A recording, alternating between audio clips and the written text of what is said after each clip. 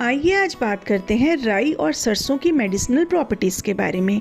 ये दोनों ही हमारे रसोई घर में बड़े आराम से पाए जाते हैं और हमारे शरीर के लिए ये बहुत ही फायदेमंद होते हैं।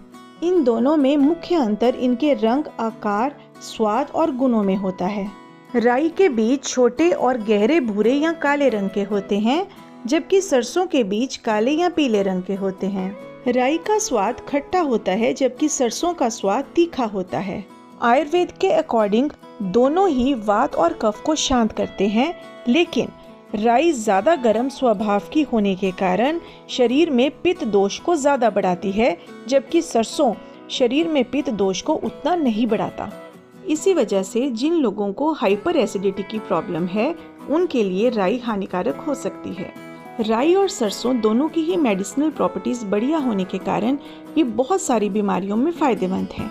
सर्दी और जुकाम में राई को पीसकर शहद में मिलाकर अगर लेते हैं तो ये बहुत ही प्रभावी घरेलू उपाय होता है। आप सरसों के गर्म पेस्ट को छाती या पीठ पर लगाकर भी राहत पा सकते हैं। अगर किसी को अस्थमा की प्रॉब्लम है तो 10 ग्राम सरसों के तेल में 10 ग्राम गुड़ अच्छी तरह मिला लें और रोजाना इसको खाली पेट सेवन करने से दमा, खांसी, श्वास संबंधी रोगों में लाभ होता है। जिन लोगों के बाल बहुत झड़ते हैं, उनको राई के दानों को पीसकर सरसों के तेल में मिलाकर सिर पर लगाना चाहिए। इससे गंजापन और बालों के झड़ने में आराम मिलता है।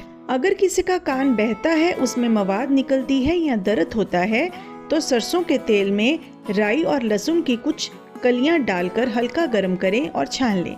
फिर इस तेल की कुछ बूंदें कान में डालने से कान के दर्द को आराम मिलता है और मवाद बहनी बंद हो जाती है।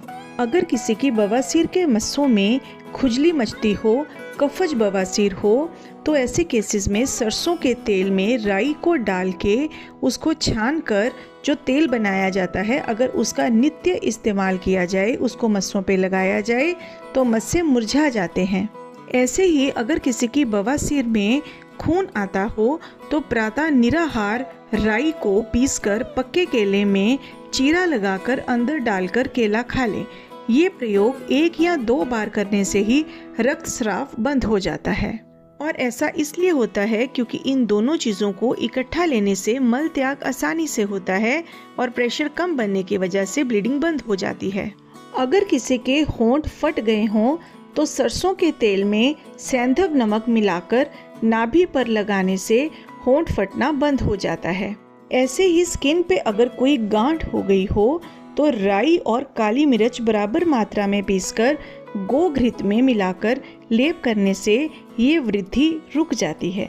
अगर किसी की जोड़ों और मांसपेशियों में दर्द है तो राई को पीसकर पानी में मिलाकर दर्द वाली जगह पर लेप करने से दर्द में राहत मिलती है।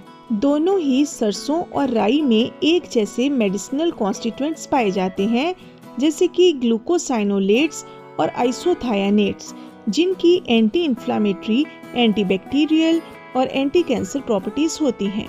इन दोनों में ही विटामिन ए, सी और के भरपूर मात्रा में पाया जाता है और ऐसे मिनरल्स जो हमारे शरीर के लिए बहुत ही फायदेमंद हैं, जैसे कि सेलेनियम, मैग्नीशियम, कैल्शियम और आयरन, इन दोनों में पाया जाता है। ये दोनों ही पाचन में सुधार करते हैं, सूजन और दर्द को कम करते हैं, हृदय को स्वस्थ रखते हैं और बालों के विकास में सहायक होते हैं। रात भर पानी में भिगोई हुई राई और सरसों का पानी सुबह खाली पेट पीने से पाचन में सुधार होता है, पेट दर्द ठीक होता है, पेट के कीड़े दूर होते हैं और कोलेस्ट्रॉल लेवल नॉर्मल होता है। रोज रसोई घर में पाए जाने वाले ये छोटे छोटे बीज हमारी बहुत सारी बीमारियों को दूर कर सकते हैं। जैसा कि पहले बताया, राई की तासीर बहुत गर्म होती है, तो जिन लोगों को हाई बीपी की प्रॉब्लम है या शरीर में गर्मी थोड़ी ज्यादा है, चेहरे पर लाली है, घबराहट होती है, तो ऐसे लोगों को राई का पानी इस्तेमाल नहीं करना है। मेंसेस के दौरान अगर दर्द होती है, ऐंठन होती है, तो 1 गिलास पानी के साथ 1/4 चम्मच राई का सेवन करने से राहत मिलती है और मेंसेस भी खुल के आते हैं। लेकिन ध्यान रखें, जिन लोगों को ब्लीडिंग बहुत ज्यादा होती है, उनको इसका इस्तेमाल नहीं करना। राई और सरसों दोनों ही ब्लड शुगर के लेवल को नियंत्रित रखते हैं, इसलिए जो डायबिटिक के पेशेंट्स हैं उनके लिए ये दोनों ही चीज़ें बहुत बढ़िया हैं। मैं डॉक्टर कुलविंदर अपने चैनल SG क्लिनिक के माध्यम से आपको छोटी छोटी हेल्थ रिलेटेड चीज़ें बताती रहती हूँ। अगर आपको मेरी वीडियोस पसंद आती हैं तो आप मेरे चैनल को लाइक और सब्सक्राइब ज़रूर कर दीजिए। Thank you.